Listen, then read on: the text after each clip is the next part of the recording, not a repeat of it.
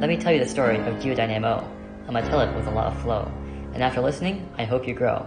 This I know, for sure. First, you must put in some elbow grease and probe. This you can do all across the globe. So if you ever meet Geodynamo, take your instrument and give it a go. And though this may all seem mystical, I'll show you how it's all scientifical. So if you know how the magnetic field likes to flip, 250,000 years, on average, it goes by in a blip. Just kidding, that is a very long time. I just said blip to make it rhyme. For real though, sometimes it's just 10,000 years, but mostly just fluctuates, so have no fears. And this is caused by the molten core. Only 1% gets through your floor. But how do we know this about the fields? Well, from sunlight, this info yields. I wonder about the magma smell. I hope it's not like me after Taco Bell. Actually, I think there is no smell. It's made of iron. Does that ring a bell? Anyways, back to the scientific section. The magma moves through heat convection. Hot magma rises, it cools when it touches a crust. It sinks back down. In this, you have to trust. This is a part where I switch up the rhyme. Call me Geodynamo, the way I be flippin'. How can I be so artistic? This should be a crime. With my bars, never catch me slippin'.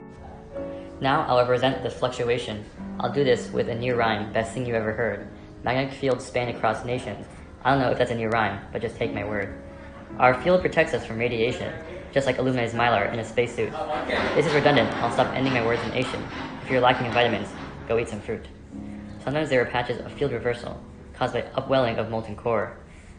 There are patches of stronger fluid linked to this dispersal, since we know it's one big field line looping back for sure. Clearly, it's important to go in and probe, since we won't know about these changes in flux. But if it's not enough to use our brain lobe. If you had to do this simulation math on your own, you'd go, aw shucks. Now I'm gonna rhyme in ABBA. Trust me, this ballad is going quite fine, just like what happened in the summer of '69. We use computers for simulations, they're probably colored gray. We got some guys who started simulations, Akira Kageyama and Paul H. Roberts of UCLA. Christopher A. Jonas joins them to save the day. Sorry, I forgot I'd stop using words ending in patient. So, why do we need these simulations? Are they really useless? Well, they can actually predict when the flux spikes or dips, and show that it can sometimes cause full dipole flips. So it turns out computers are not goofy like the Three Stooges. Even though these simulations are very intensive, 12 hours a day for a year to track 300k years. If I was a computer, I'd be brought to tears. All that calculation would make you pensive.